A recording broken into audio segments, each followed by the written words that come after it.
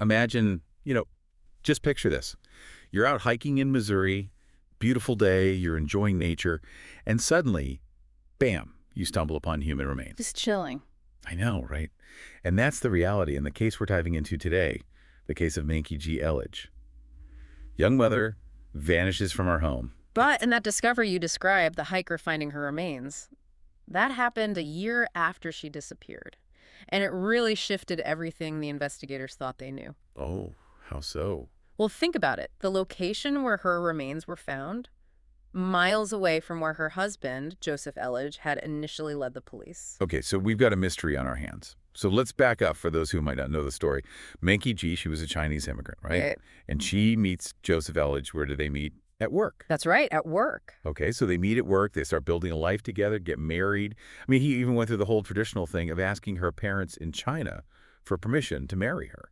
Sounds like a whirlwind romance, at least from the outside. Sure, but you know how it goes. Beneath the surface, cracks. Oh, were there ever? So rewind to October 2019, Mengqi vanishes. Mm-hmm. And it's Elledge who reports her missing. But he waits a day and a half. A day and a half. Yeah. Are you serious? Most people would be frantic within hours. Talk about a red flag. What were the police thinking at that point? They noticed, believe me, those inconsistencies in his story, the way his story kept changing, and then there's this chilling slip-up he makes during an interview. Oh, no. What did he say? He referred to Mengqi in the past tense. Past tense, as in she was this, not she is this. Yeah. That's bone-chilling. So what happens next? Well, things start to unravel even faster when investigators find something on Mengqi's iPad. Uh-oh. What was it? Photos. And not just any photos. These photos showed bruising on their young daughter. Oh, God. So now it's not just a missing person, it's potential abuse, too. Did they arrest him then? They did, but not for murder, not at that point. Seriously. What were the charges? Child abuse and domestic assault. And this is where it gets even more complicated because of the cultural differences and everything. Oh, man, this poor woman. You've got to be kidding me. We need to unpack this more. Yeah, and throughout all of this, you have Mengqi's parents going through this just unimaginable ordeal. Oh, absolutely. To be so far away from your daughter. Exactly. I mean, think about it. Traveling all the way from China, dealing with a language barrier, and on top of all that, a global pandemic. It's hard enough just to travel internationally these days. But to do all that and then to find out. And the news they get isn't good. Their daughter is missing, and her husband, their daughter's husband, is suspected of hurting their granddaughter. It's just awful. I can't even imagine. It's unfathomable. It really is. Yeah. And I hate to even ask this, but with them being from another country and everything, what rights did they even have when it came to their granddaughter? That's another great question, and it's something that I think gets overlooked a lot, because when you have parents from different countries, it becomes a legal nightmare. Oh, for sure. I mean, did cultural differences, do you think, maybe could they have prevented Mengqi from getting help if things were as bad as they seemed? That's a chilling thought. Because we do know that the police were looking at a potential pattern of control and isolation here. Right. Elledge's behavior, especially him trying to mislead the investigation, Right. it really points to someone who is desperate to maintain control, even as things fall apart around him. Oh, absolutely. And, going back to those GPS records we talked about, Yes. they showed Elledge driving around for hours on the day Mengqi disappeared, like erratically, without a clear destination. Suspicious. Totally. And, he spent a lot of time near the Lamine River, too. So that was deliberate, trying to throw them off his scent. Classic tactic. Buy yourself some time, make it harder to find the truth. Infuriating. But here's what I don't get. If he was trying to cover his tracks, why lead them to the river at all? It's about manipulation, you see. It's about creating a narrative, even if it's a lie. Ah, I see. By sending the police to the river, he's planting the seed. Later on, he could say, see, she was acting erratically. Maybe she even went into the river herself. So devious. Mm. But you know what they say? The truth will S out. And in this case, it was that hiker's discovery that blew everything wide open.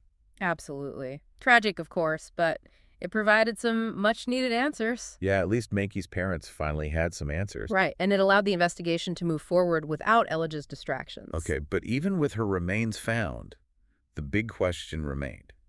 Why? Why kill her? What was the motive? Well, according to the prosecution, it was a couple things. Money, for one. Of course, right. Divorce is expensive. Oh, yeah, definitely. And they were arguing that Elledge, he wanted to avoid that whole messy, expensive process. Sad, but I get it. I mean, it's not uncommon, right? Sadly, no, it's not. But in this case, I think it went even deeper than just the money.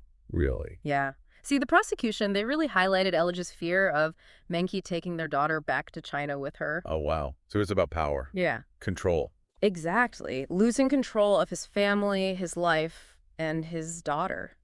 It's heartbreaking. I mean, here's Mengqi, thousands of miles from home, isolated, controlled, and then silenced.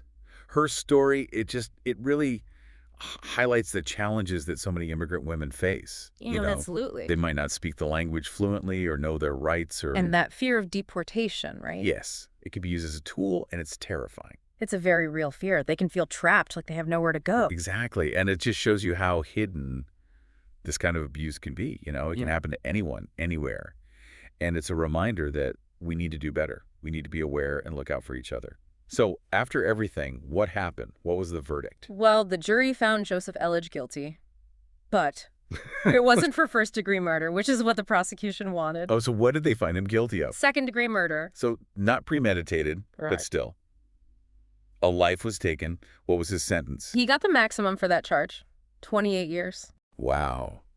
28 years. Still doesn't bring Mengqi back, though, does it? And her poor parents. They're the ones left picking up the pieces. What happened to Mengqi's daughter?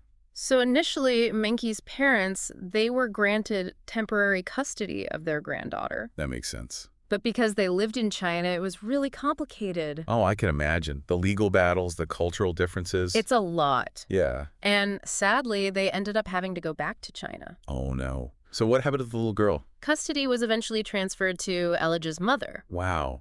I can't imagine what everyone involved went through. This whole case, it's been one gut punch after another. The disappearance, the discovery of Mengqi's remains, the trial, the cultural complexities, the custody battle.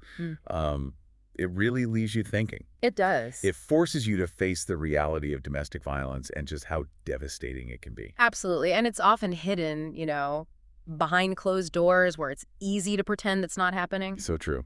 It's a reminder that we all have a role to play. Recognize the signs, speak up, support those who might be experiencing abuse. It's on all of us to do something. Absolutely. Because if even one person listening today feels empowered to break free from a toxic relationship or to speak up for someone they know is in danger, Then Mengqi's story will have made a difference. that's right. And that's a powerful message to end on. Knowledge is power, especially when it comes to protecting ourselves and each other. This case, while heartbreaking, it's a reminder of the importance of awareness, empathy, and action. Until next time, keep those minds open and those conversations going.